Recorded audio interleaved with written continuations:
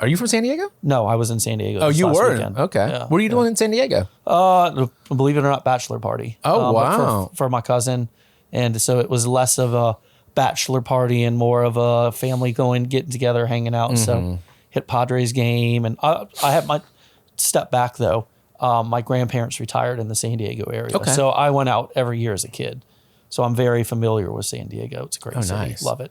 I Still would love to do 1 year there just to, I don't think I've driven through San Diego to get up to Northern California. That would be interesting because San Diego is in the very southwest bottom corner of the state. So you would have to really be have a reason to drive through it to get anywhere else. We had to go pick up wood somewhere closer to the border somewhere. Yeah, well, that would make sense then. I drove with my buddy Sean. He was opening up a Mugshots, and they were getting all this reclaimed redwood. So we flew down there one way, took this gigantic 1,000,000-foot U-Haul loaded to the top and to the end with all this wood. So you couldn't go very fast. Yeah. And then, dude, I hate driving in mountains. I hate it. Absolutely freaking hate it, dude. Yeah, I don't blame you. So is that how you got into the Better Burger business, Mugshots? Is that your... No, not... I was going to say. Well, to be honest, it is kind of, if you think about it. So I worked at Brewbacher's in high school. Yeah. And that's where I just started learning that I love cooking and I love the people and I love the atmosphere. Sure. I love the chaos. My brain thrived on that kind of unpredictability and but the consistency at the same time. Right. Because I get bored what you're easily. doing every day, but you don't know what you're doing every day. And that's what I love about it because it's always something different. It's always something challenging and new. Sure. And then I got out of that business and went into the bar business. And as in a door guy, bartender. Right. And then I ended up being a DJ. So I started a DJ business in grad school. Let's go. And I was DJing at all the Tigerland bars and I had a couple residencies in places. So I graduated, got my MBA, still working at a bar DJing, working at a quote unquote real job, Right. Working for Home Depot, their, I guess it's a call center, but customer service rep, whatever it was. It was right out of college. They paid me a lot of friggin' money. At the time, was $18, $19, 20 years ago, you know what I mean? So I was like, dude, that's legit, right? Right. And I hated it. I was great at it. I hated it. It wasn't the year that I came on, they had just got rid of commissions and I was just making sales left and right because sales is just talking to people, So I like talking to people and then sales just came naturally.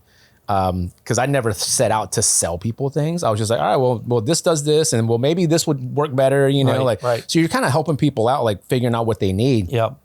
And I'm not telling you what to do. I'm not telling you to buy the most expensive thing. I'm telling you to buy what's best for you. So I'm crushing it for these people, and I'm like, why am I doing this for someone else when I can do it for myself? Sure. And then it took a couple of years, but I finally got the nerve to be like, all right, I quit, dude. I quit. I found a partner. So my buddy Sean, his cousin started Mugshots. And at the time, we looked up to these guys and we're like, dude, we want to do what you're doing. So Sean and I went, we're like, dude, we're going to open up our own business, So we went and talked to these guys and got some advice.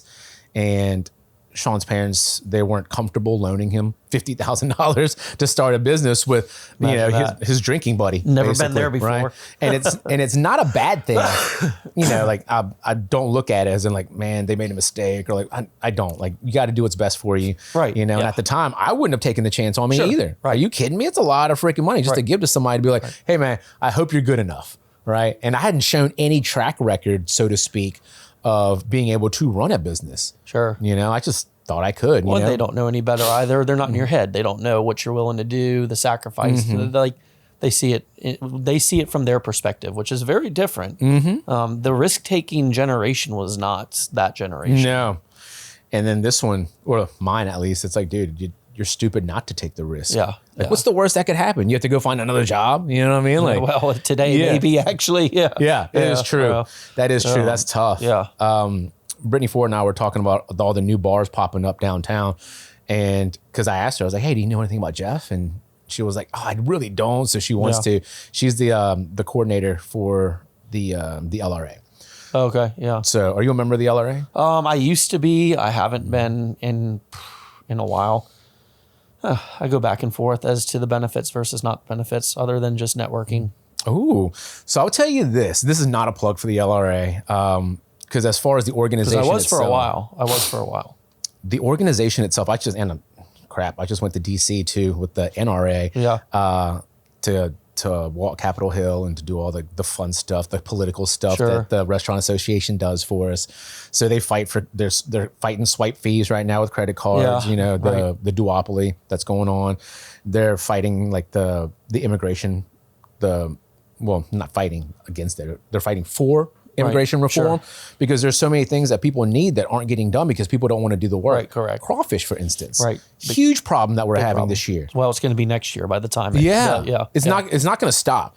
The fact that you're talking about busing or shipping, busing might not be the right word, shipping live crawfish across the border to cook, to peel, and then to send it back is Instead ridiculous. of just doing it here, and they pay well. They pay a lot. They pay well. Like, not that I would prefer to do that, but if let's just say a business failed, I'll peel crawfish for 8 hours a day. I'm good. I'm fast. I'm cool You want with to pay me that. $30 an hour per diem? Like, absolutely. Let me eat all the crawfish I want. I'm fine. Year. I'll do it 1 year. It would be a terrible year of my life, but I'll stack some cash. Like, That's what everyone does. So before I started my business, I saved a lot what of if money. Todd Graves didn't have the fishing thing. The fishing thing. Yeah. He would have been there for a year peeling crawfish. That's what most people don't realize is we'll do anything to make our dreams come true. And It'd be that's awful. why Every day going to work would be like, fuck me, pretty much. But like, my Spanish would get extra good. Yeah, I'm sure. Yeah. Yeah. I'd Really find a good. lot of good burritos That's probably. it, man. I love that stuff. As in learning about these things because you never know. I didn't know that there's no machine to peel crawfish. No. Like you can do it for shrimp and for everything else, but there's no machine for. Think about it. Think about the variability between sizes and if they're dead, not dead. I mean, I boil a lot of crawfish and so like I'm pretty familiar with it. And yeah, there's no standardization to it. Chicken wings are pretty difficult to standardize as well. Like, because there's just so many different sizes of shrimp. Yeah, for sure. But I mean, I feel like they can sort those out a little bit easier. Like they just fall in the right how many slots. how many cases of party wings have you gotten and they're just butchered, right? Like all of them, unless you pay like super, super high costs and then like for more consistent wing sizes. So during COVID, when I was, one of my side hustles was running the kitchen at Duvik's. Really? Yeah. And while I was doing catering for one of the plants in North Baton Rouge at the same time. That's how I know you. Yeah. And so wings, remember how expensive wings got during COVID? So me decided buying whole wings, even though like I got really good at it. Yeah. And I'd find stuff to do with the tips or whatever.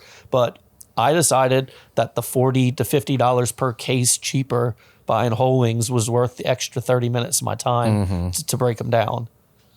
I took wings off my menu because of that. A lot of people did, but you can't take wings off of a menu at a bar as far as I'm concerned. At the end of the day, the customer dictates what you sell more than you dictate. Oh, 100%. That's what makes people successful is we listen to the guest. That's how most of our menu items came about. Have to. You know, like there's every LTO we run, it's all about guest feedback. What do you think about it? What can I do better? Yeah. Right. So it's funny that you say that. Our business has morphed on, I can tell you why we did everything we did on our menu and the guests that had an influence in that decision. Yeah. You know, from the ones that are like, well, we don't like smash patties. Like we want a substantial burger. And I'm like, because we started off as a smash patty person, a smash patty business. Didn't you? I feel like I remember getting full burgers from y'all when y'all first started. We were doing smash patties before smash patties were cool. Smash patties when we were doing them because they cooked faster, all of those things, 100%, right? Yeah. And it just didn't because everyone wanted a thicker patty. Yeah, you throw the whole temp out when you're doing smash patties. That makes it easy. No burger sent back, right? You can't mess that up. What do you overcook a fatty like an 80-20? Like it's still good. You know, I was about to say you can't overcook a smash patty, but you can. You can. I feel like it's hard, right? As soon as you see clear juices, take it off. Like that's the easiest like indicator. Correct. You know? So going back to Duvik's, dude. So let's do it. hopefully I'm gonna be able to grab drinks with Shane later. Yeah. But I was always at Duvik's with Shane. I would celebrate closings like for restaurants and properties and stuff. Yeah. My partner and I would go to Duvik's and we would drink tequila basically. Yep. A lot of Espelon, huh? Oh yeah, dude. We did a tequila tasting one night, and like Yeah. after everybody's been drinking, like lined them all up. Freaking Shane and Pittman were fucking great at it. I was Yeah. like, how are y'all like? I was like, there's no way y'all knew what this tequila was, but they knew it. They do. Well, Shane for sure. David, if you put the vodkas in front of David, he would probably know better. But we were making jokes about flying. I mean, my goodness, like so cool what he does with I'm asking Shane because hopefully I'm gonna see him on Friday. One of our best friends is in town from England, and we always get together. And I always tell Shane, like, dude, why do we only get together when she comes in town? Because we're busy, kids and everything. Like we're running he's into busy. each other. I mean, and you never know. He flies all the time. He's flying Todd Graves around. Yep. How awesome is that? Like super cool. And it's so funny because I started right before COVID running their kitchen. Dude, Like the worst time for literally anything, 4 dude, yeah. 5. Well, it was a good situation for both of us at the same time. They hadn't had a reliable kitchen in a long time. Yeah. I had just shut down my donut shop, and I needed a break, but I needed something to do. Kind of just wanted to stay under the radar, and so it worked out well. And when I started talking to Shane, when I first met Shane, he was running State Bar, which was the most underrated miss spot ever. Like State Bar was it. Like no frills. And look, replacing an iconic location like that Louis was not easy. And unfortunately, he just fought a lot of battles. But food on that menu was like The food was really good, yeah. outstanding. Like low key, but no one really knew about it. You could go in. It was like I go to all the games. Go wait for contraflow to die down. Sipping double buffaloes and eating the smoked tomato basil soup and the Marvin Lee. I forgot the decor. There's a lot of black and white, right? Yeah, Like a lot it of was the just murals it was and- a nice dive bar, right? Like it was really just was. meant to be like a bar. Like it wasn't meant to have any other frills. Bartenders were cool, and he ended up closing it. And I thought that would be a great second location for Tiger Donuts. That was my donut shop. Oh wow, And- yeah. and long story short, it didn't work out because I guess one of the Jimmy, I never met him, but also owned Louis, obviously, and still had ownership in the building. And was like, well, we don't want anything to compete with Louis. So now if you're doing breakfast, you can't be here. It's kind of situation. But that's how I met Shane. So fast forward a few years, reached out. So we start doing the kitchen, and he's telling me stories late, after we close about him flying planes, doing pipeline work. And he really did the grunt work to get, never went to school to be a pilot, had to do all the BS that you have to do to get your hours and just flying terrible routes and all this. And, just kept doing it. Now, like you said, flying Todd Graves. I love it. It's cool as shit. Oh, I know, dude. It makes me want to be a pilot. I can't. He is the reason why I'm going to get my pilot's license Nice. one day. Yeah. I just don't know when I'm going to do it or the time I'm going to have, but I'm going to do it. Yeah. Because why wouldn't I? What is it, 10 grand? To take the Your time. Yeah. A lot of time. And a little bit of money, and you can be Yeah. a pilot. And then you have to fly, so you can't just Yeah, once you do have to fly, and it's not cheap to fly because he would say, "Oh, let's go grab lunch in Lafayette. I know this spot." And then we talk about the cost of gas, of fuel, and all this. And I'm like, "Well, it's not a cheap lunch." Yeah, right. Yeah. So we get to fly for 30 minutes or something. Yeah, it's gonna be fun, but Yeah. I wouldn't. $3,000. You're like, yeah, no, dude. Like, no, let's. You wanna go to Sammy's or something? Like, Yeah, right. right down the road Yeah. or something. We can just hang out. So you had Tiger Donuts. You have So Tiger Donuts was my first. I graduated LSU and immediately I knew I wanted to be in business for myself. This is 20 years ago. And so I was like, before I ever made a donut, I had a business plan for a donut shop. And it just, Baton Rouge is just the most forgettable donut market city in the country.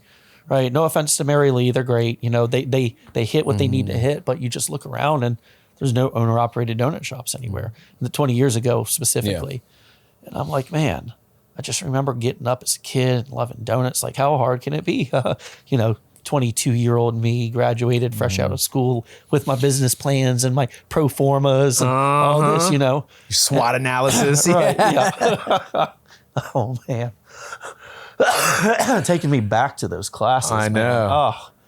Man. Oh man. No one says that anymore. I don't think. We think in those terms, My God. but no one sits there and one of the best classes I ever took was with God, he taught the franchising class. Bob Mathis, was it Bob Math? I can't think of his name right now. Can't remember. He's such a great class.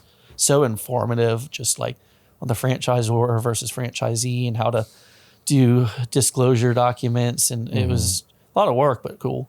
No, the entrepreneurship program at LSU was really, I don't know what it is now. I haven't paid attention, but I mean, we had to consult nonprofits and do projects for them. And so they did give you a lot of like real hands-on training with like how to start a business. The only thing was you didn't actually physically start the business, but started Tiger Donuts, had some help.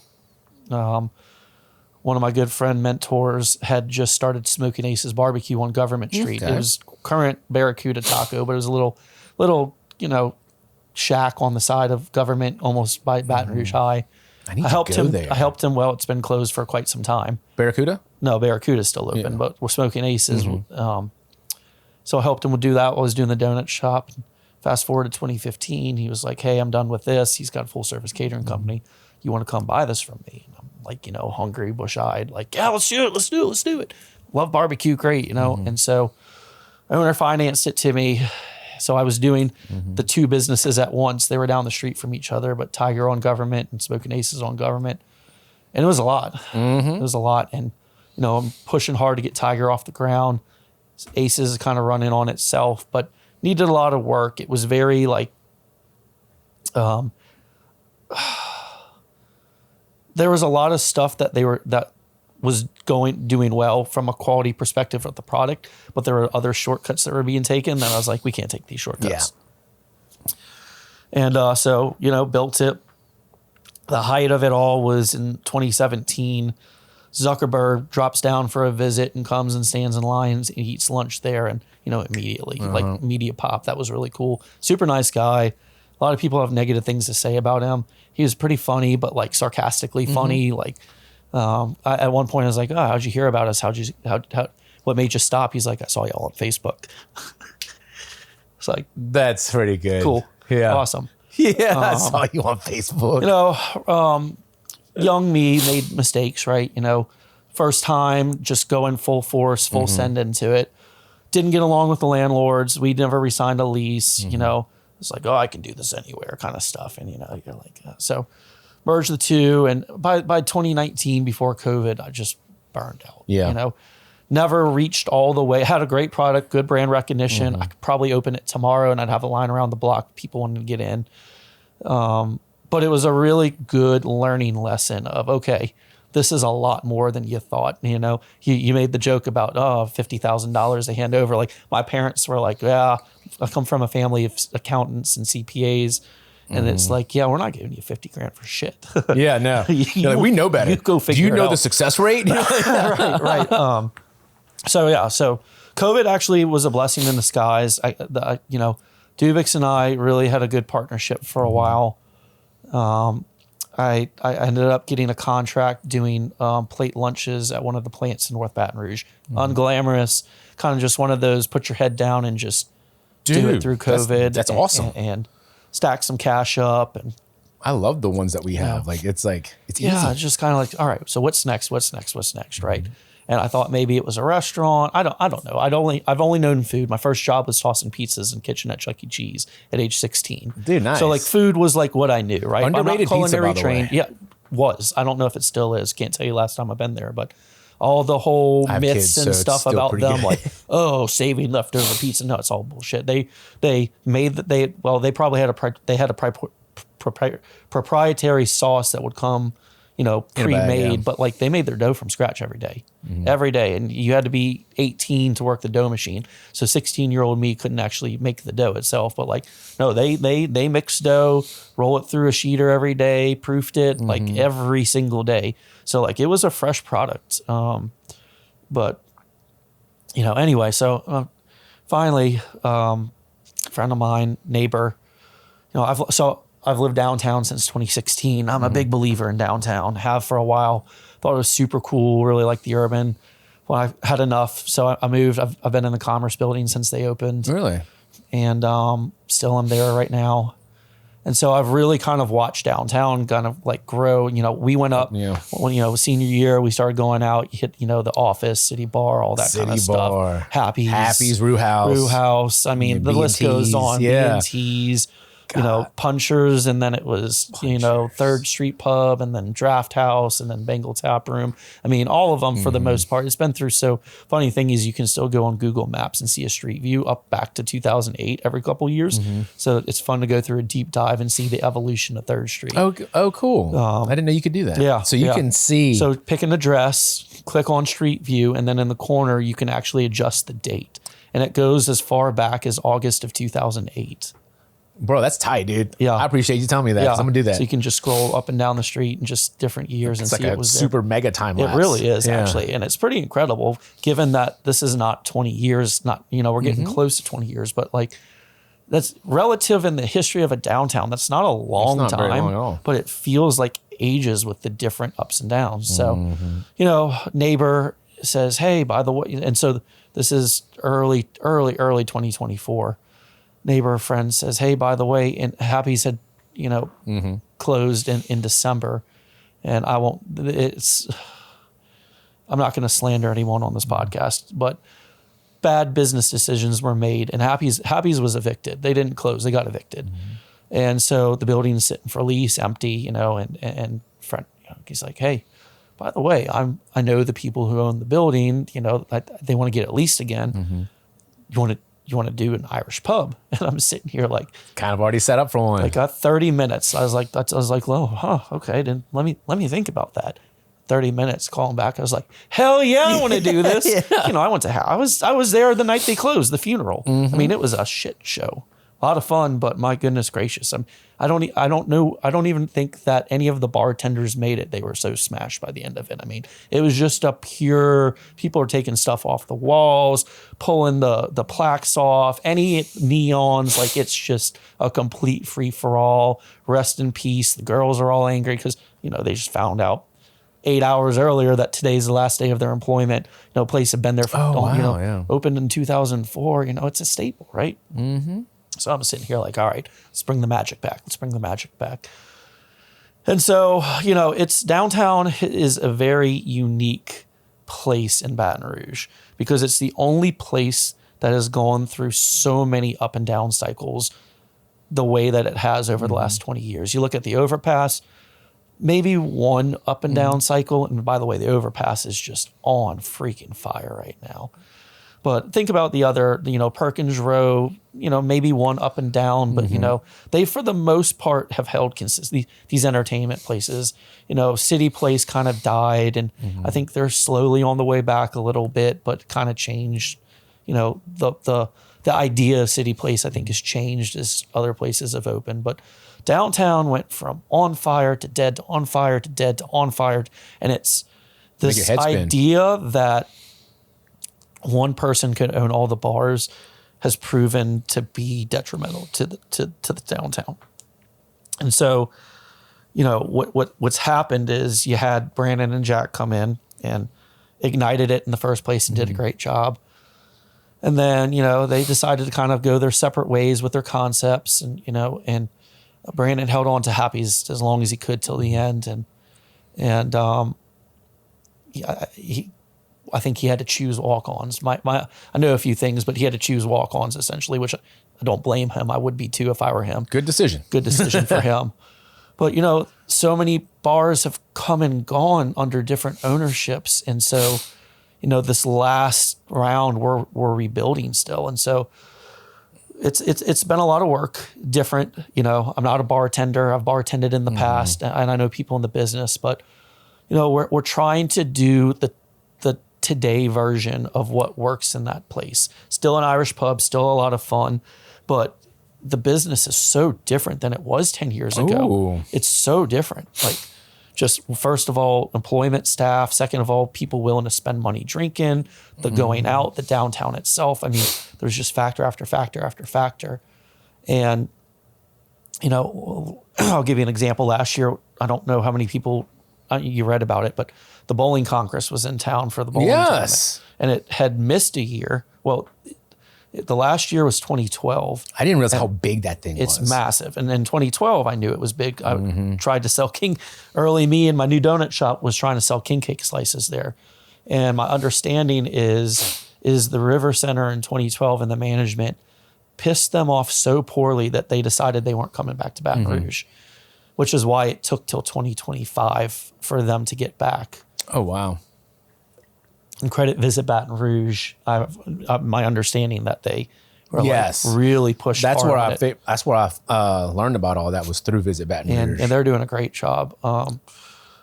But pretty much March 1st, you get all these degenerates, and they're hilarious. As some of my friends would say, they're like smoking, divorced alcoholics from the Midwest coming down. It's going to be great. And let me tell you, it was. They would come down and they'd be like, "We love this area. Your downtown's so pretty. It's so great." It's like, where the hell is everyone? It's like, well, we're busy Friday, Saturday night-ish. You get the wedding parties and this or that. We're doing everything. And it's like, people don't want to come down here anymore because they have this idea in their head that it's not safe, that everything's closed, that all the bars are gone, and like, oh, I used to go to Happy's, I used to go to B&T's. None of it's City Bar, none of it's there anymore. It's like, yeah, those particularly named bars are not there anymore, but every single one of those locations has a bar in it that's awesome and is fun and with ownership that wants the best for the street. And we're all, and its own different, we have a group chat. We all get along with each other. We're trying to support each other. My door guy, you don't want to, you want to go party with DJ, my door guy sends you somewhere. You need the best kitchen on the street, my door guy sends you there, and vice versa. You want live music, come to my place. And so we're working together as a team. These bowlers are like, where's all the locals? So like, well, the street's kind of in a down right now, and we're working hard to get it back. And it's been on its way up. Like this year's been good, and we're pushing all the buttons right. But it's been tough. And then you deal with the drinking, right? People don't want to spend money on alcohol these days, and our alcohol sales are down. The kids aren't drinking like they used to, and our generation's married with kids, so they're not going out like we did. No, we go out 10 years ago. We walk in a bar and like you literally are like, give me a beer and and who's got the first round of shots. Like that is it, period. I'm still doing that. Right, correct. But you don't do it every weekend like you did 10 years ago. Or every day. Well, there was that point where it was like every day. Correct, but like college was these fun. kids aren't going like, what shot you want shot, like you're getting a tray of 15 shots, you ring up $50. 10 years ago, that was a tab, right? $50 today is 4 drinks, maybe. Depends on what you're drinking. We're affordable, but you got it's booze. We have the running club every Tuesday. They came back. Oh, cool. Oh yeah, they have really. We still do the 2-for-1 for them. They do a lot. They're great. We have the open mic jam that used to be at Brickyard. They kind of went separate ways almost a year ago. They're every Wednesday night. We have them on our stage out back. Come hang out. Just started karaoke on Thursdays. We don't charge cover. Nowhere on the street charges cover. Mother's is the only place that I believe that charges cover, and it's two-faceted. They've got an amazing safe space for their target for their patrons. Yeah, patrons. Their cocktails are amazing. And they do free drag shows, and they do so like to pay $5 to go support that it's worth it for them. For me, if I say $5, people are like, I ain't paying $5 to get in. I already paid $30 for the Uber or $30 for parking, and then we went to dinner. There was $100 right there, and I'm going to spend another. Why am I going to pay $5? Well, I'm paying for bands. Bands aren't cheap either. So it's it's been a really slippery slope to kind of fit in and do it. But business is going the right direction. We've got, like I said, good staples and a lot of lessons in the bar business that are different than the food business. I kind of thought there'd be a lot of similarities, and there are, but only being in the bar business is definitely different. Dude, this podcast isn't going to be long enough for us to talk about this. Our backgrounds are very similar. I have a restaurant bar business background. I had the house in Tigerland for I think 7 years. Yeah. I started my business in Hammond more as a college bar because once again, DJing, my partner was a bartender. Like we thought we were going to open up a bar in Hammond, but there's a moratorium on bar licenses, so you have to be a restaurant. So we already leased the space. Yeah. And my partner has a funny story because his mom and his family comes from the restaurant business, and they they know how hard it is, and they know for a fact that they wouldn't have supported that. So he'd already signed the lease, put the deposit down, everything, then told his mom, and she was like, "You shouldn't do this." He was like, "Well, I already did it." Yeah. So we're in this. So, and to her credit, she's been our biggest supporter from day one, you know, so it's been amazing. She did our books for the first year because we didn't know how, you know, like it was just crazy. The amount of things that you need to know to run a business and no one teaches you. Once again, I had an MBA. Yeah. I was like, I know how to run a business, dude. Like smart, graduated in a year, you know, like I had no idea, dude. I tell people all the time, I don't use my MBA for anything. Yeah. Like unless I'm making like SWOT analysis jokes. Sure. Like other than that, what am I going to really use it for? It's just the things that you do day in and day out. That's really, it's just the consistency of like doing the right thing, even when you don't see the results. But the fact that you're talking about, oh, dude, I love it because I want downtown to be popping. Yeah. Like who doesn't want their city to have an awesome downtown? The people, believe it or not, people, they don't care. They don't want to spend their money. They don't, but you know, and there's political things going on with it. You know, there's lots of jokes about where's Kip when you need him, and Rip Kip, and you know the Bud Heavy guy, but he really truly united everybody and made downtown a strong and a lot of that really like started a lot of growth and development for that moved outside of downtown. There's a lot of companies downtown, employees down there. Business during the day, people are walking up. They're there, the yeah. It's busy. They're there, and they're there for festivals. They're there on the weekends. 225 Fest was just there. It was 225 Fest. There was a Red Beans and Rice Festival. Blues Fest is this weekend, the 18th. One of my favorite days of the year. You know what's weird? I don't hear about a lot of these events. Well, and we downtown as business owners feel that frustration.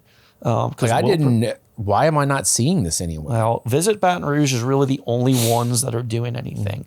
Again, I didn't come on the podcast to crush anyone, but there's other organizations that should be doing a better job of promoting what's going on and aren't. And it's been frustrating, you know, because that is frustrating. I'll have a fellow business owner. They're like, we didn't know there was a Red Beans and Rice Festival. I know because I pay attention to the calendar. I knew the date of. I know the dates of everything. So even downtown people don't even know sometimes. And you're like, dude, we're right here. Like we would have done something about it. There are people living down. There's more people living downtown than people realize. There's a lot more people living downtown than the general Baton Rouge public realizes. And it's just the word, you know, we've got a lot of ideas as bar owners, but we can only get so much done as our own collective. And, you know, there's also, well, this works for me, but it doesn't work for him. Like parking, you know, we've talked about getting a floor on a garage to be free on Friday, Saturday nights to validate, like, you know, and it's an expense for us, but like we want the perception that it's not hard to come downtown and have fun.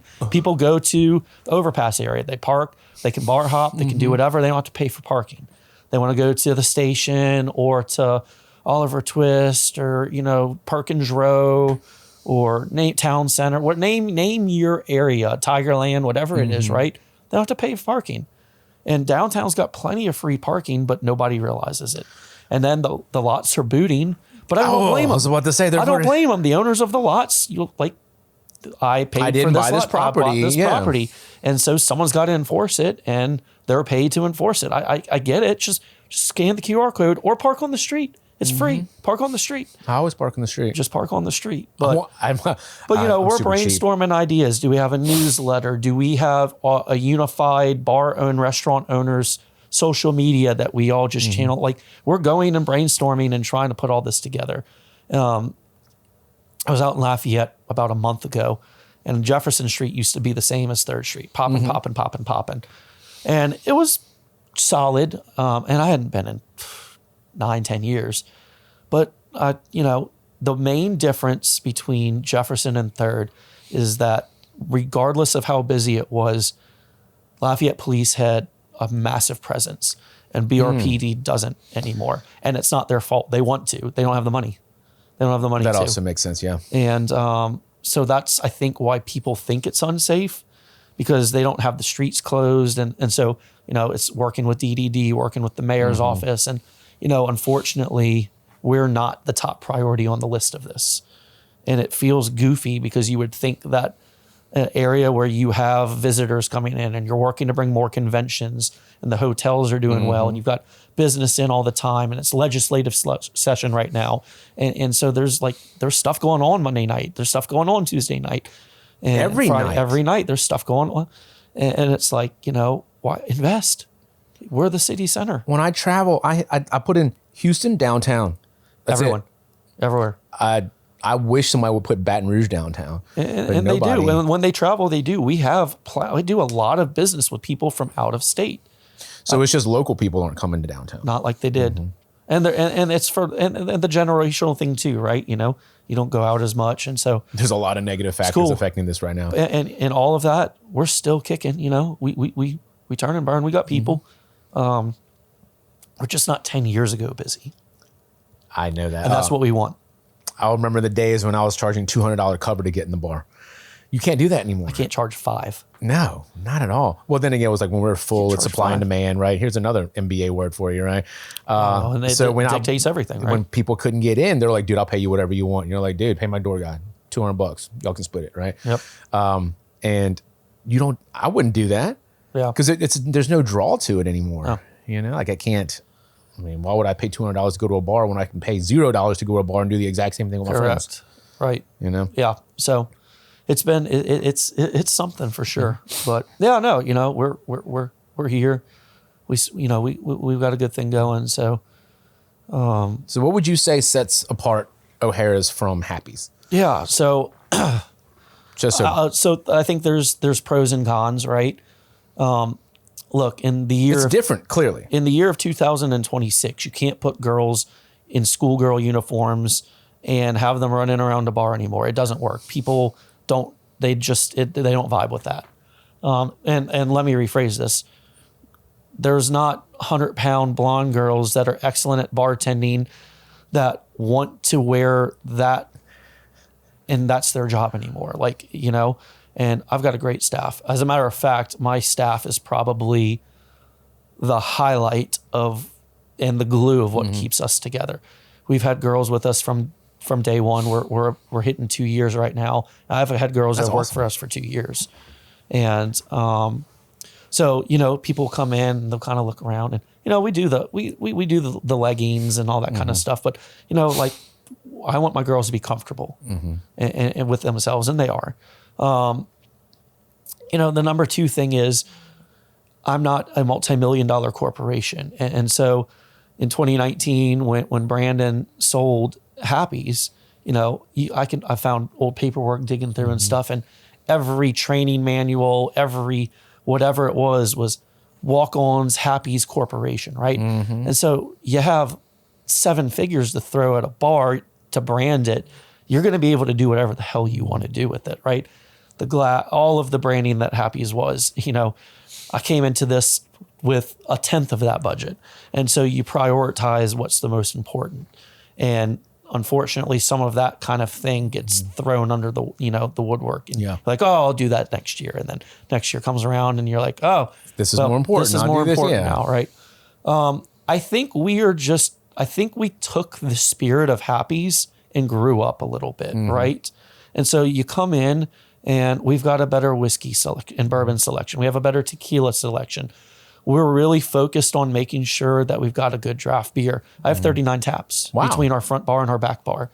That's a lot of taps, bro. It is a lot of taps. And we Your keg room must be huge. Well, we have 2 separate bars. So 19 in the front, 16 in the back, or 18 in the back. And, we always have, I've really focused back on the Irish pub part of it. Mm-hmm. So you can come in and always have a Guinness, a Harp, and a Smithwick's on draft. And we are the only draft beer bar in the city that has all 3. We're also the only bar now that has Irish pub in their name in the city, which has been great for St. Patrick's Day and things like that. But we really embody the Irish pub to where everyone's welcome. Yeah. And we do business with, we shift based on the day of the week. We do business with everybody. Mm-hmm.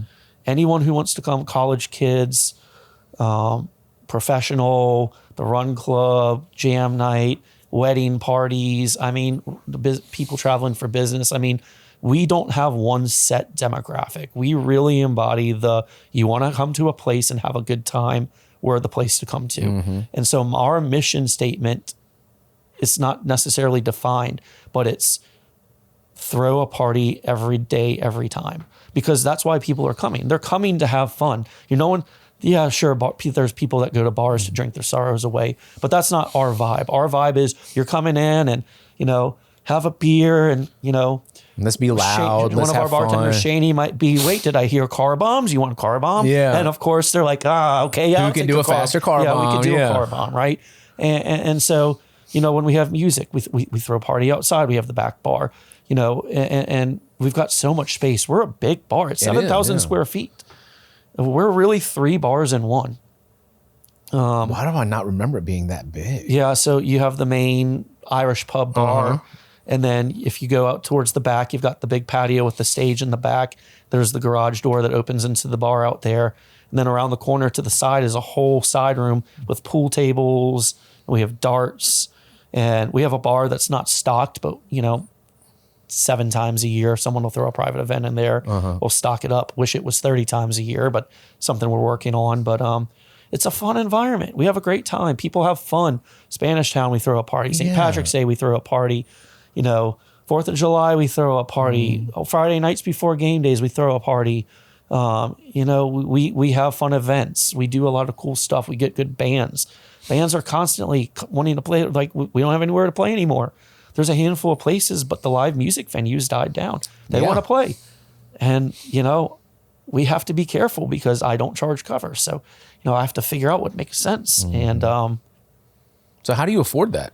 I know on my end, when we did it, we charged cover to pay for the act. Whether it's like Manny Fresh been a learning or lesson or something. Been a learning lesson. I spent 6 figures on entertainment last year. Can't do that this year. Can't do that this year.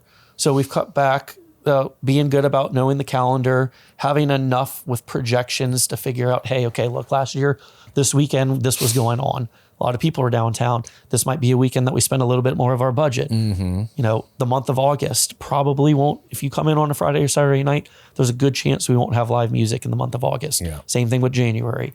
Cold, slow, August, people are at summertime here, And, but, we still play music. We still have fun.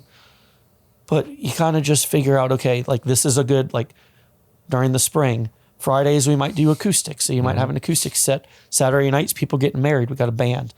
Reception's done. Everyone downtown's looking for a place to go. We're the spot, And so you kind of figure out, all right, where do we spend our money now? Where do we spend our money here?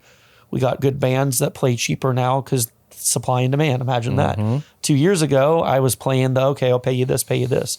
Now, every day I open the email, we're so X, Y, and Z from here, and we'd love to do a show for you for half the price of someone else. And I'm like, okay, we'll give you a shot. We're running a discount this week. And they're good. Most of them are good. Yeah. You have some that you don't book again. It is what it is. But then that becomes tough because you've got all these people, hey, give me a date, give me a date, give me a date. And it's like, well, bring people downtown and we'll give you all the dates you want. I'd have music every day if I could. That's how I justify live music at the restaurant is, can you bring a crowd? Correct. Same thing I did when I hired DJs. Can you bring a crowd? So, there's a comfortable percentage of sales that you feel like, all right, I think we're going to do X tonight. You cost X. I'm comfortable with that. And if you do it, then you hit your numbers. And sometimes you don't. Sometimes you do better and you never win. I've had nights where I did sales what the band cost me. Yeah. It's brutal. People don't see that. We were saying that, my partner said that in a manager meeting yesterday, because they were complaining like when servers complain, I didn't make any money on Tuesday, like the slowest day of the week. It's like, do you realize that there's certain days that we open, we lose money, but there's a lot of days where we make money to offset that. So it's not a daily thing.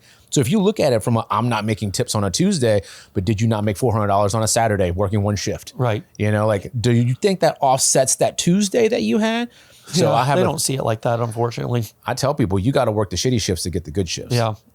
We've done a good job with the culture of that. And it took a good year and a half for me to really finally hone in and run that leadership, where all of my girls put the bar first. What does that mean? So we had girls that would come in and it was about them and their tips and this. And like very you said, individual. I didn't make any tips tonight. They cared about themselves. I need to make more tips, so I'm going to do this or that. And it just is not good. And so I slowly weeded those out, brought in girls, and who cared about everybody else. And when we have days, I reward the days that we have. And I've done it consistently to where now when we bring in new girls and train, the mantra is, if you make money for the bar, you will make money. Period. And that is the culture that we have. And every time the bar makes money, they make money. And sometimes it means me coming out of my pocket for it. But builds loyalty, keeps consistency, prevents theft, right? Because they know who does inventory. They know who does this. They know what they can get away with and what they can't get away with.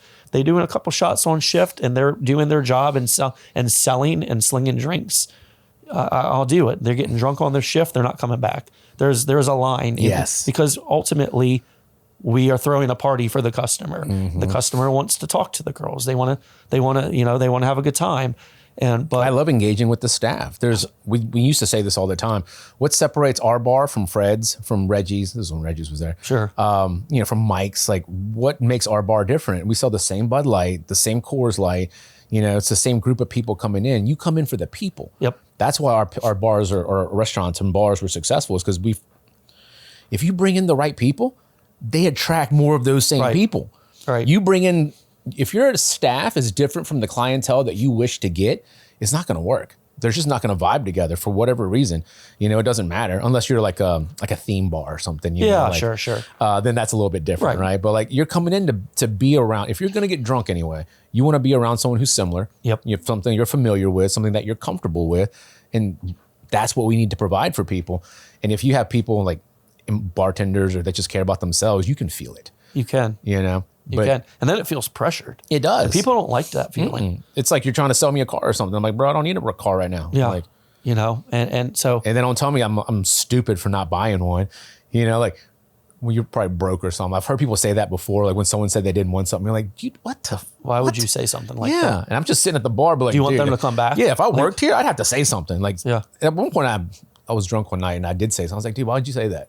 You know what I mean? Like, do you know this person? And they're like, no. And I was like, all right. And that was it. I mean, I wasn't trying to start a fight. I was like, do you know this guy? Done that once before. Can you say this? And it's like, and that's what makes people not want to come back. You just judged a person. Oh. For what? During COVID, I had the same conversation with my staff. $15 extra dollars or $20 extra dollars on a tip. Like for one, yeah. So my team, there was a couple of people that said this, and it was a big thing on social media too. I think this is why a lot of people said it. If you can't afford to tip, you can't afford to go out to eat. And I was like, no, there's no obligation. I was like, you have no idea what they're going through. Chick-fil-A's got a great thing. Like they have a video. It's called something like Everyone's Got a Story or something. Sure. And like it's just a scene of the dining room. And like this person just got a job promotion. This person just got celebrated getting married. This person just got a divorce. This person just like lost his mom. This person, and like it makes you cry, to be honest. Like I'm kind of thinking about it. I'm like, dude, everyone's got a story, and you assume that everyone's life is the exact same as yours. Sure. And that's probably the worst assumption that you can make. Because and now when you see your staff, you see other people, you're like, dude, people live vastly different lives. Vastly different. Yeah. And to judge everybody the same as yours is very unfair. Look, and that's something too that's been tough, not tough, but different for being in the bar business is my girls work on tips. Yeah. But there's no obligation as a customer for you to tip. And I think so. You have to earn that tip. And so and look, there's people that are crappy about it, but again, there's no obligation to tip. And I think the tipping culture has gotten, I know this is controversial for me to say as an owner, but the tipping culture is out of control. And so, which is why I go out of my way as an owner to tell my girls, they're like, oh, we have this event. Are we autograd and we 20%? I was like, nope, we're not. They're like, why? These people don't tip. I'm like, well, they're not obligated to tip. I was like, I will make sure that whatever they tip, I will pay the difference on for you. I was like, just give them great customer service, make good drinks for them, and make them come back. And so I don't like nickel and diming people. People don't want to be nickel. COVID changed the whole who has the power to, and people don't like getting nickel and dimed. And that's why the demand for so much, that's why you can't charge cover anymore. That's why I can't charge a separate credit card fee. I would love to. I don't pass the credit card fee on to the customer. I'm getting to be the end of that. I eat the 4%. For 20 years, the business ate the 4%. I don't know why 3 years ago, all of a sudden everyone was like, yes, let's pass that to the customer. I can tell you a stat. It's a shitty stat, but 42% of restaurants in 2025 didn't make a profit. I and the believe that. ones that did made less than 5%. 100% believe that. And credit cards take 3 to 5%. Sure.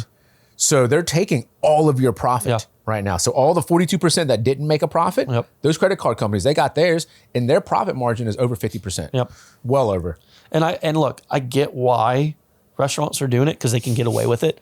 Half the people don't even realize it. They don't. Right? And they didn't even know. those restaurants, they need it. But I just think over time, that's going to eat them. Oh, it will. That's why I'm not doing it. I think over time, things are going to start getting cheaper again. And or inflation's obviously slowed down. The growth, the percentage of inflation is obviously slowed down. And, I talk to liquor reps, liquor's in trouble except for one company, and that's Sazerac. Sazerac owns everything. Sazerac is RD&C's not doing so well. Rest in peace. I mean, Pernod Ricard just sent the last of their portfolio over to Glazers now. So but So Republic's really about to go out. my understanding is Crescent has taken on their assets. But Pernod Ricard, they're absolute. Think of all these brands price themselves as premium. COVID hits, everything happens. Kids aren't drinking. Alcohol's hurting. Liquor specifically. But look at the craft brew, the breweries closing, and beer's consolidated, and the tequila's hot, but everything else is seltzers are hot, but it's only certain ones, but liquor's hurting. And so talking with Sazerac, and they're getting cheaper on everything. They're like, oh yeah, we got Svedka for $11 a bottle. Absolute's $30 a bottle. Why the hell would I have Absolute anymore? What's going to happen is all of these premium brands are either going to die or they're going to get cheaper. And once they get cheaper, and I think that's going to happen here soon. I think they have to. On the food side, I still pay attention to stuff like beef's high, but chicken's cheap again. Yeah. And chicken's chicken was down. expensive for a while. Beef's Chicken's cheap not again. Going down until 2027, I think. Yeah. And I'm in the beef business. Yeah, you are. But things are coming down slowly, and not just coming down, not just adjusting because of things are starting to come down. And I think the people who embrace volume and or embrace be in a place where customers feel like they can afford it and enjoy it are going to be the ones that survive. I think the long-term prognosis is if you build loyalty with your customers by being with them and through the tough times, they'll stick with you when it's good. I love that you said that because it makes me feel better about what we're doing. We're not passing on credit card fees. For a year, we didn't go up on prices. Yeah. Dude, and since COVID, we've only had 2.5 technically, but 3 price increases. That's insane because I know what food costs was during COVID. The general public has no idea. I'm still too low for right now, to be honest. Same. But you have to believe that things will get better. Yeah. And I don't want to treat the guest that way. Correct. Because I know what I would do if you treated me this way. Sure. I wouldn't come back. 100%. Whether or not I understood the business or not. It's a perception of 100%. How you're made to feel, right? It's all perception. So we work with key things that we do. Food's got to be great every single time, obviously. Every time. Obviously, right? I'm not 100% on that. I can't even put a percentage on it. I'm really good, but I'm not perfect. But the food has to be great. Right. The service has to be impeccable. I want to have better hospitality than I do food. And we have great food. We won Best Burger 13 years in a row. Yep. We've got a really good product, but I don't care about the product as much as I care about how you feel when you leave. Because you can be full no matter what. You can eat McDonald's and be full. Sure. But you're not going to leave McDonald's going, I had the best conversation with that girl, or I had the best conversation with that bartender, right? Right. He was amazing, at picking, a drink for me or whatever it was. You don't leave with that feeling. And we always talk about there's 2 times in every visit that you can make an impression, at least 2, right? So do it. Own both of those. But if you make a mistake, you still have one to carry you over because you remember the peak and you remember the very end of what happened. So no matter if you make a mistake or not, own that thing, fix it for them, tell them how you're going to be better about it, and then you're good. I think customers are a lot more understanding now that your staff are people, because how many times have you used how hard is it to cook a burger? Bro, it's a lot harder than you think, right? And it's a lot harder to cook 1,000 burgers a day than you really think. Yeah. You're just cooking one burger and you're like, dude, I nailed it. How about 1,000 burgers with 1,000 different temperatures with 1,000 different people that freaking need it in like 5 minutes? Right. And you're like, you do know it takes a little bit longer than 5 minutes to cook a burger. Right. You know? With like, 10 or 15 different employees who have 10 or 15 different feels and ways, and standardizing, that's not easy. So that's our systems. We spent a lot of time in the last like 15 years developing the system that we have now. And I'm extremely proud of it because our system isn't just what you do, how you do it, what weighs here, recipe specs. Yes, you have to have those because that's how you standardize and have that consistency. And I said this yesterday, systems are rules. Like you have to follow the rules. If you don't want to, that's fine. But this place isn't for you. For you, right? You know, if you don't want to clean the bathrooms at night and that's your job, guess what? Maybe this job's not for you, bro. You know what I mean? Like it's kind of the thing when we interview and we say, this is the job description. Are you cool with it? So now I don't tough too. People don't want to clean the bathrooms. No. Used to be an expectation. Now it's do I have to? Like, and you're like, yes. Like, why wouldn't you? Like, I've cleaned so many bathrooms in my life. Dude, bar business, you don't even want to know. There was a Alabama game at the house in Tigerland, and the women's bathroom, one of them was just over full. Always the worst too. It's always the women's bathroom. So terrible. I was like, you couldn't even sit down because this thing was like, it was like, so like I'm sitting here, I got trash cans. I got a huge trash can. I put like garbage bags all through my arms. I'm getting things out. And some girl's like, move out of the way for the janitor. And I'm like, frick, dude, I am the janitor, but I am everything. Right, everything. You know, I'm the owner, I'm the janitor, I'm everything for you, right? Yep. But like, dude, it's just so disgusting and like the things that you have to do, but you don't think twice about it. Yeah. So now I can't even get someone to mop the bathrooms, right? Much less clean the urinal. And you're like, dude, you realize that if you clean this 4 times a day like you're supposed to, it doesn't get dirty. Like how often do you clean your bathrooms at home, right? Like you don't clean it and we did the math. If we had like, you know, like 200 people coming a day, half of them use the bathroom, that's 100, right? Let's say 50 go in each one. So that's like 25 for day shift, 25 for night shift. Do you clean your bathroom after 25 uses? You sure as shit don't. You know, like maybe. Well, my wife does it probably a lot more than that, but sure. I would not personally have cleaned mine, right? But if you let it go, like months, like how many times do you go to the bathroom a day? Twice a day at your house probably, right? So after a month, it's already more than that. So if you think about it, and then if you don't ever let it build up, it never gets bad. But when you let it build up, it's terrible for the next person. They're not going to want to do it. Yeah. So like everyone's got to do just a little bit. And we were starting to think about like the staff part of it, because that's kind of feel like we've been talking about like the employment part a lot. And I feel like it's gotten a lot better since COVID. I had a little bit of PTSD about it. Every time someone like no calls for an interview that you set up already. And I don't do interviews anymore. So my director was telling me he set up 2 last week that ghosted him. Like the day of, answered text messages, hey, I'm on my way, I'm excited, you know, and then they just don't show up. And like, I was like, dude, the same feeling came back. I had 11 interviews one day, like at the beginning of COVID, and all 11 ghosted me. Yeah. I was 0 for 11, dude. I was like, how is that a possible thing? Like, so, but it happens so often that you just kind of go, all right, dude, like I'm scheduling these interviews. Like everyone's excited to freaking be here. I'm doing like, you know, preliminary interviews over the phone and it's still nothing. You're like, this is terrible. So it's, God. But that part, thankfully, isn't as bad anymore. Not for you. Because I see it both ways. I have a theory about COVID, and you may, when I say this, make sense, but you know, forever, people were in the service industry, right? Mm-hmm. And they had degrees or whatever, maybe, or maybe not, or didn't get their degrees and were like, oh, I'm going to go back to school one day. But they were good at the service industry. And this is pre-COVID, right? Good management, plenty of people. You had constant people ready to, like, you say, I've got a job, and if you had 11 interviews, 15 people are showing up for it, right? I told my friend about it, yeah. And so, like, you had your pick, and you had good and people that worked hard. Like you said, cleaning the bathrooms, you put that on a job description and you say, all right, night's over. It's just part of your closing checklist. You don't even think twice about it. Like, it's just like, all right, let me do it now so I can get out of the way. And you're in your head, you're like, what can I do to get out the fastest, right? Then COVID happened, and back up one thing. So, you know, but they're like, I want $15 an hour. The minimum wage is too low, which the minimum wage is too low. Yeah, I agree with that.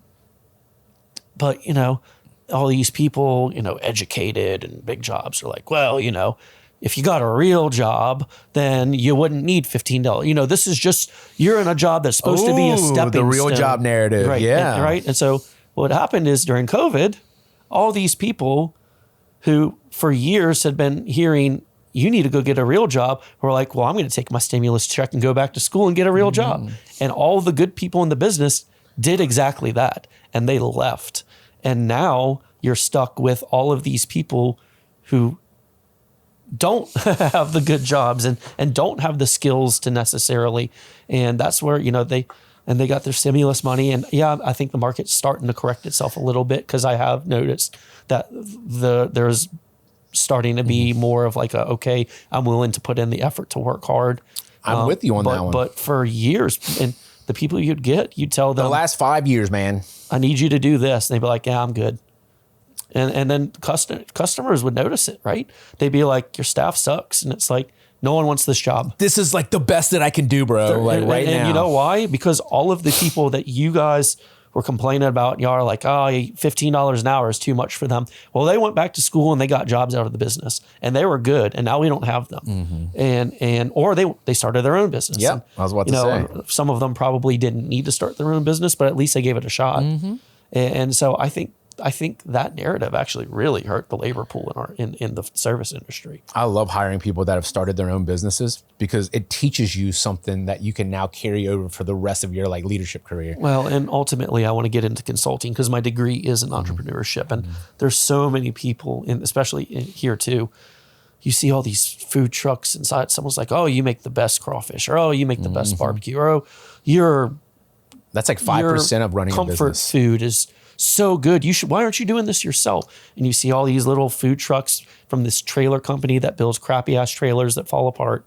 And they buy one of them. $50,000 for a trailer that falls apart in 2 years. In 2 years. And they've got their cheap name, welds, my name kitchen, and my name this. And they go out to festivals and they're putting out mediocre products because they don't know any better. And because someone told them that their gumbo was the best gumbo. I was going to say, my mom told me. Yeah. Right. Or, oh man, my friends came over and I was grilling ribs, and my ribs are the best. And they start a company.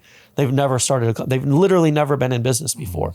I owned a donut shop before I made a donut. I taught myself how to do it, but I knew I wanted to have a donut shop. I saw my vision. I learned the skill, but the skill, unfortunately, I was the operator, the doer longer than I wanted to before I could afford to pay someone to do it. But the skill is not the important part at the end of the day.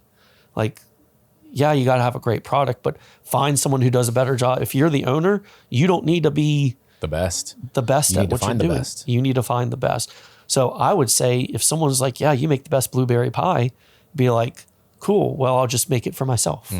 Or I'll find someone who wants to start a pie company and I'll go make the best blueberry pies for them, right? Now, if you have business acumen, then go start your own business, right? If you've been waiting to save up and do it, then do it. If you fail, like you said, you get another job or try again. Or at least you don't live with regret. Don't live with regret. But I feel for some of these people, I just, going out to a festival, or Live After 5, and I see a new food truck every year, and it's this sweetest lady, and she's doing fine. Her fried ribs are good. I'm enjoying them. I would come back and get them. But I'm just watching the operation of it, and she's got this person running orders with a menu you can hardly read, and there's 20 people in line and 20 people waiting. It's like, man, I'd be turning and burning right now. I would have 0 people in. Well, you don't ever want 0 people in line, because then people don't think your product's good.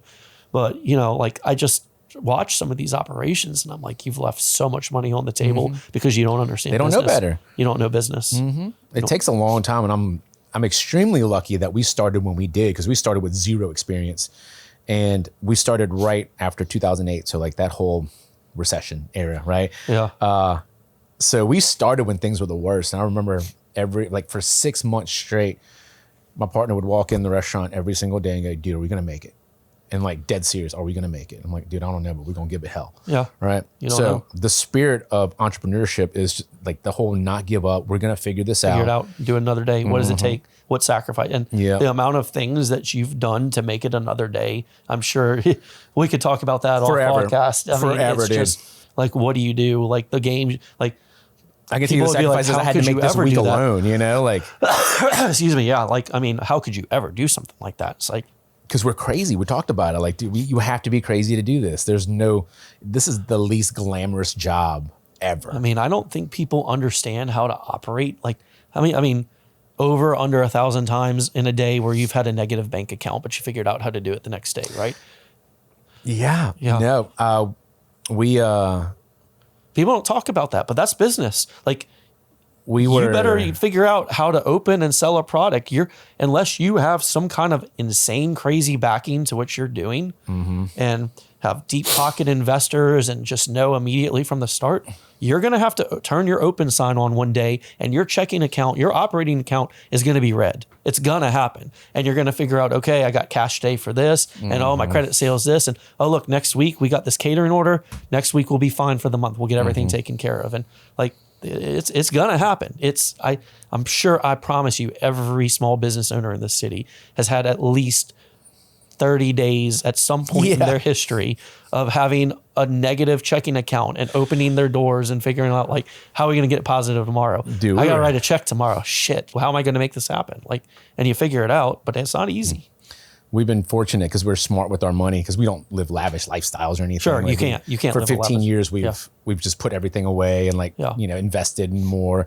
I bet that first year wasn't like that though. The first 5 years, I was, dude.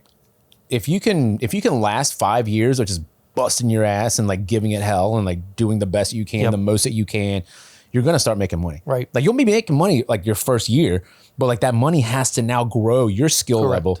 It has to grow your team. It has to grow your assets, as in like your equipment or your product or whatever it is. Yeah. So for 5 years, you're not gonna make money. No. But after 5 years, if you're doing everything right, you'll make a little bit of money. Sure. Right.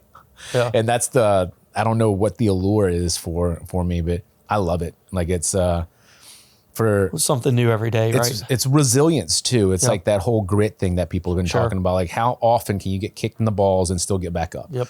And I don't know why I said it in those exact terms, but sometimes it feels like it. It does. I say it all the time because it hurts. And I think the other thing too is, and this is what I've kind of realized, is when you win, it feels so much better too. Like, when you have that day and you're like looking through your report, it makes it all worth it. Like, you're high-fiving, dude. You're like, dude, we fucking crushed it today. Hey, what a great day. Hey, look, you had $400 on your shift, that's where you go hype your girls up, right? Like, look at you. Like, I like text your friends to see how much they made. You know what I mean? Like, Spanish Town Day, we're throwing the biggest party downtown. At the end of the day, I hand my girls $1,000 cash. I'm like, you did it. Felt great. How'd you like it? I bought all of them. Hey, look at this. You got 1,000 people in this bar having the time of their life right now. Partying, yelling. You've been slinging drinks nonstop. You haven't had a break in an hour. Killed it. Like, through the party. Like, those are the days when you have that high is so much really higher than the low of like, how the hell am I going to figure this? I had this conversation with somebody. That's why. I think that's one of the reasons why you're doing it. We're addicted to that feeling. Because regular job people don't ever get that high. It's the same. You get paid the exact same thing every single week, but for business owners, you make what you put in, or you get out what you put in, sometimes it's not proportionate, but it still is. You get out what you put in. And I love talking about that, just because it's nice. Not nice that other people are going through, because that's a shitty way of saying it. But you don't feel alone whenever you can share these stories with somebody, because no one's going to know that like you didn't make money for 2 years and like you stuck with it. It's easy to break the ice with people that have been through it. And like, I'm pretty transparent about stuff. Like, when I kill it, I know I kill it. When I'm struggling, I'll be like, things aren't good right now. Like, I need help. Like, we need to figure this out. Like, I got to take care of X, Y, Z. Like, I haven't gotten this paid yet. This needs to get paid. I'm going to get it paid, but like, I got to figure out a solution to this. And I'll talk to people that I trust around me for advice on it. Like, okay. And I brainstorm a lot, write down ideas. Unfortunately, the only thing about that sometimes is it does zap your creativity. What part zaps your creativity? The figuring out the next day part on the operational side. Yes. Sometimes your time is better spent on the creativity of like, what cool, fun things can we do to generate business, instead of how can I pay energy, whatever it is to, We break that up into 3 different categories. All that paying stuff, the paperwork, we call that admin stuff. Right, Then we of call course. operations what we do every single every day. day. Yep. And then we do all the fun stuff. We call it top line. So there's a priority of what we focus on. Right. For the last, we just started doing LTOs again because my team wasn't ready. I could barely, training people takes so long, Yes. and training the wrong people is such a waste of time and energy and resources. So finding the right person has to always be your number one priority, but you don't know if you have the right person or not for 3 months in. Sure. Probably. Right. Obviously the ones that, come in reeking of weed and don't do any work and show up late, never in uniform. Those are the easy ones, bro. We're not even talking about those. No. I'm talking about the really good dude or really good girl that comes in. They're trying really hard. They're just not that good at what they're doing. They make a lot of mistakes. You're teaching them, you're coaching, they're open to it, but they're just not getting better. I was telling my team yesterday, because when you hire for what we do, you hire for hospitality first, and then everything else I can teach. Yes, the enforcement side of things has been a lot of where I've had to devote my time. Is my team, my managers, they bring in great people, but they don't get rid of people fast enough. So when you leave the bad people, you lose the good people. And they don't understand that because they think they're doing something good or something nice and kind for this person because that's the type of people that they are. But after a certain amount of time, you have to go, you do know it's just a bunch of lip service at this point. They're not willing to change. They're just telling you what you want to hear. Yep. So I call it protecting the team. Y'all bring in whoever you want. I'll tell you who gets to stay or not. And ever since I've been doing that, it's been so much better. Sure. Because I don't terminate you in a negative way. It's hey man, do you want to be here? Because these are the things that you have to hit. And I think they're achievable. And this is why I think they're achievable. What do you need from us to get there? Right. And then you lay out a game plan for people. And then a lot of times at the end of it, do you really want this? Are you happy here? And if there's any kind of inclination that they're not, I lead them out of this business, or at least out of mine. This isn't a good fit for you, man. You're not going to be happy coming in here. If coming in here at 10 a.m. in the morning is too early for you, bro, this is not the right business for you, No. right? If you don't want to wear non-slip shoes every day, hey man, this is not the business for you. Sure. I'm sure there's places that don't care. You can go work there, but this is not the place for you. Right. We have a way of operating that keeps everybody safe and that keeps everybody from stressing out because everyone's pulling their part. But if you pull one piece out, it's not going to work anymore. And then now this person has to work twice as hard. This person's not working hard enough. Sure. And we're all getting paid the same. How long do you think this good person's going to work hard when this person's down here getting paid the exact same and no one's saying anything? Sure. You'll never get good people when you don't call out bad behavior. Right. You praise in public, you got to criticize in private, but you got to do both. If you don't do both, you won't have a team. And that's what I've been trying to really drill into my guys is, you don't have to be an absolute piece of shit to get fired. No, you don't. You can just be not good at your job to get fired. You don't. Because we're not hiring bad people, which is why they can't make the distinction of bad person, bad employee. Not a bad person, and it's not a good employee. It's so hard to tell people who think they're good at a job that they're bad too.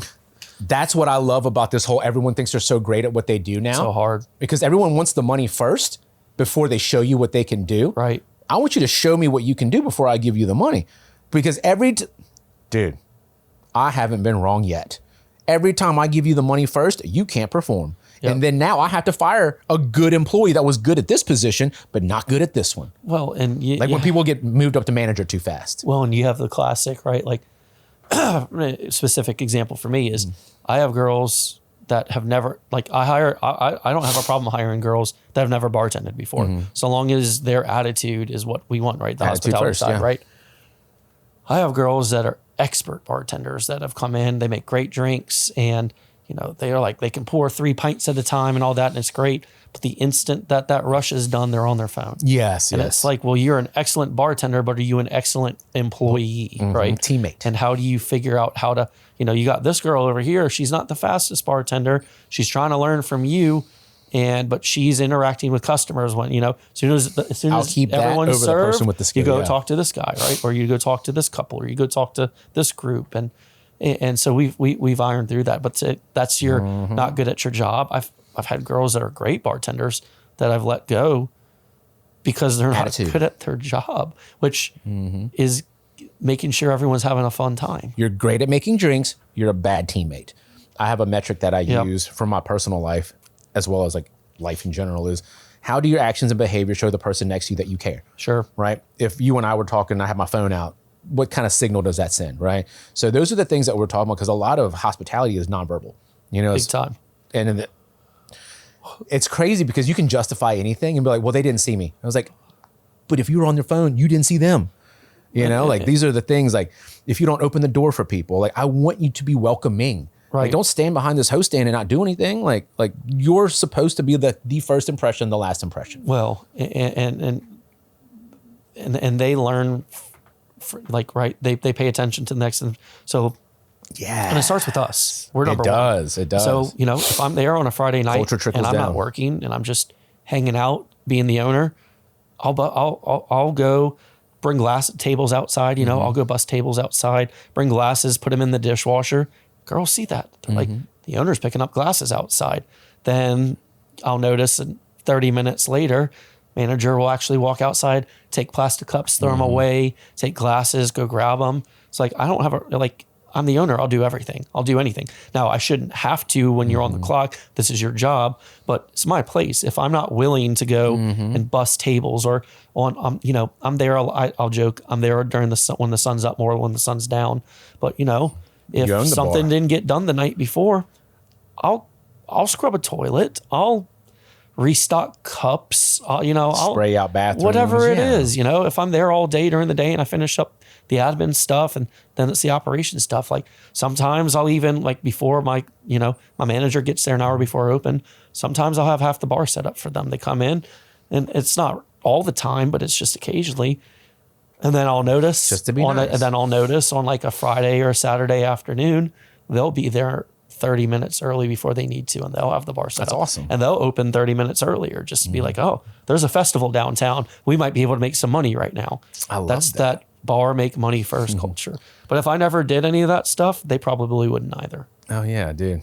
I'm with you, and then I'm not with you at the exact same time. Because when I first started, I'm the owner. Like the reason I still wear uniforms, I was like, if I follow the rules, you follow the rules, right? Yeah. But when you start to start doing too much for them, then they think it's your job. Right. Yeah. So there's such a delicate balance because my general managers are like that. They're amazing people. They'll flip chairs. They'll do this for people. And it's like, I understand you had time, but if you do this, they're going to expect you to do it again. So there's a concept called toxic charity. Sure. And I can't remember the exact layers of it, but it's like the more you give, the more they expect. And then the more they expect, the more they become entitled to it. Yes. And then the more they become entitled to it, the more dependent they are on it. So you're creating this like just like this terrible toxic culture of like they can't do anything themselves. So we've pivoted from doing to teaching now. Sure. So it's all, we call it coaching, but technically it's teaching. Yeah. I need someone who has the patience to teach, the patience to explain something maybe 3 different times in 3 different ways. Because how our management team works is we're really good. My partner and I are really good at it. And my director is really good at it. My general managers are starting to get really good at it. But once again, you're picking up on nonverbals, right? If I say, I literally said it today about something. I hope he watches this podcast. But if he answers me too fast and he goes, no, I got it. I know you don't have it. That's your tell.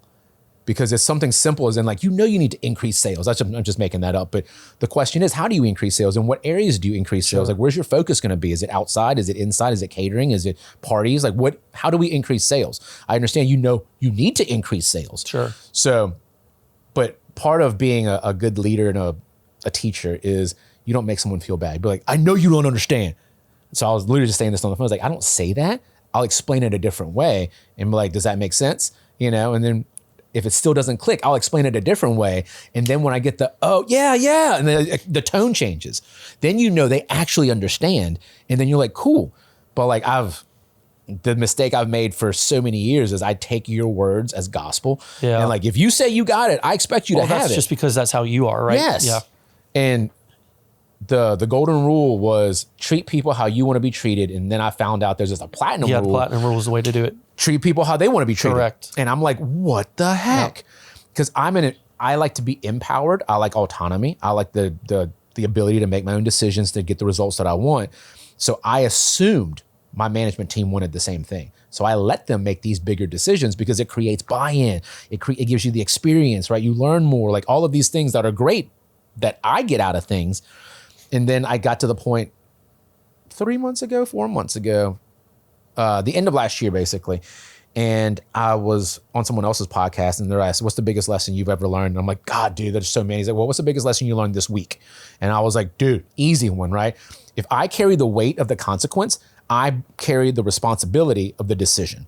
Yeah. So and then once I did that, it changed everything. My general manager's like, thank you. And I was like, the guy that I was trying to give more like decision-making power to didn't want it, but wouldn't tell me. Right. Like didn't want to tell me. He just said, yes, I got this. And then he would like work himself into the ground. And I'm like, no, dude, I got this decision. If it goes bad, this is what we're going to do. They don't want to carry that responsibility or the burden of that consequence. But they'll do it without telling you. Yes. Because they don't want to let you down. They're amazing people. They're huge-hearted.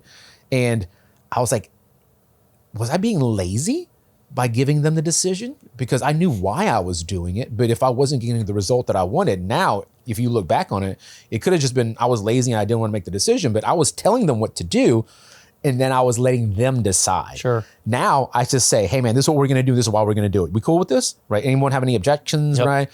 Like once again, I don't care what section someone gets seated in or like where you're going to put the private party. I don't carry the weight of that consequence. So I don't need to make that decision. You get to make that decision because you carry the consequence when that customer comes in and you've got to deal with like, oh my God, I don't know where to put them. Right? I don't need to worry about that. But if I carry the consequence, I have to make the decision. Sure. And learning that lesson, like less than 6 months, has changed so much. And I've learned how to say no to a lot of things because now they'll be like, for instance, not that this happens, but they'll be like, hey, can you grab me some ice? I'm like, nope.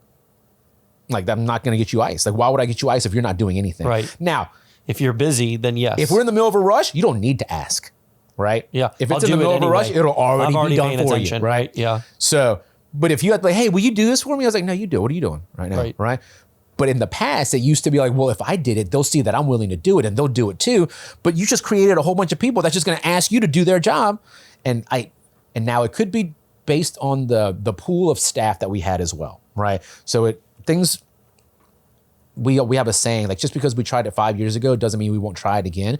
Different times, different economy, different staff, different guests, right? Different spending habits or whatever it is. Things change. So it doesn't mean just because it didn't work before or it did work before, it's going to work now. I read something like what worked in 2015 doesn't work today. And there's no more like better statement for leading people than that. Changes all the time. What worked in 2015 doesn't work now. No. So you can't discipline people the way that you do. You have to find people who are bought in, and I use the word alignment. I need people who are aligned with what I'm trying to do.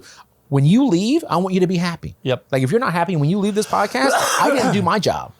You know, like it's like if I sat here and like, I don't even know what I would do, to be honest, because I don't even know how that, if I'd like, I couldn't even tell you how I'd make this podcast like bad for the guests, right? Because I don't think about that. No. Once again, I told you the ultimate goal is when you and I leave here, we're friends. Right. We have a network that we can now talk to and we can help one another. Sure. Our Baton Rouge is way too small to not know everybody that owns a business, and most especially of us in this business. And most of us do. So you were telling me you had that text message group with all the bar owners. I know all the Tigerland guys do. Yep. I know the LRA does. I know Epicurean has one. Yep. These networks are so important for people because the reason I joined the LRA a few years ago, I felt lonely, bro. I was after COVID. I mean, I've always been a keep your head down, work as hard as you can. You're in control of your own destiny kind of feeling, right? And then it was like, dude, I'm just getting beat up and like you have to vent up. You can't vent down. No. So like can't vent my down. partner and I can only bitch about something for so long, you know? Like so like there has to be an answer. And then when you get out here, you see all these people who are in the same boat as you, trying just as hard as you, having the same problems as you,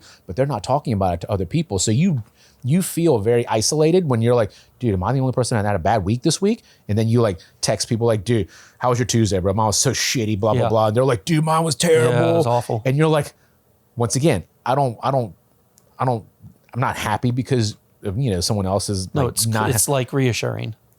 It is. And to have that tribe, like I've been using that word a lot lately too, because not everyone belongs in your tribe. And I went through a period where I tried to fit everyone in my tribe, and we're not that way. Yep. I don't work well with people who are lazy. I don't work well with people who are mean. I don't work well with people who bully others. Like I just don't. And my staff doesn't either. But when you start to try to bring those in, you're like, I can change this person. Because like on a one-on-one, if you gave me enough time, I could probably change you. but I'm not with you every single day. I'm not with you when you go home, right? The decisions you make at home are the same way that you carry yourself everywhere else in life. I can't help you with that. Right. But like for friends, that's easy. If you're trying to quit drinking or something, hey, when you want to drink, call me. I'll make fun of you, right? And then you won't drink, right? Like it's like what friends would do. So I can help someone get on the right path if I have access to them all the time, every day. Sure. But your team doesn't. But when you work, this is the attitude that I have, because when I was managing and operating, I was there all the time. So I knew the staff. That's my way of getting what I wanted, was to help them with their personal life. And then their professional life would be better. And then I would benefit. Because if you don't have a happy home life, you sure as shit aren't going to be happy with the guests, right? So when I was in there, I was able to do that. And then when I was out of that position, I couldn't find people who were as good as me, or even like a little bit as good as me, because it wasn't even like I was good. It's because I didn't give up. Like, because I have a kitchen manager who she already knows. The first few times we had conversations, I would sit there like, you're not leaving until you tell me what's going on. I know something's going on, right? And then it's always something personal. He's like, dude, perfect. Dude, the dude you're dating, he's like 21 years old. He's not going to commit right now. And this is that. Like, if you think you're going to, like, so you're teaching them life skills, really, Sure. right? And the best part about that is when they teach it to someone else, I call it the ripple effect. Uh-huh. Like now I'm helping more people, because like the start small idea. I was telling somebody one day, she was like, I want to change my life. I'm in such a rut. Like I don't read the Bible anymore. I don't exercise.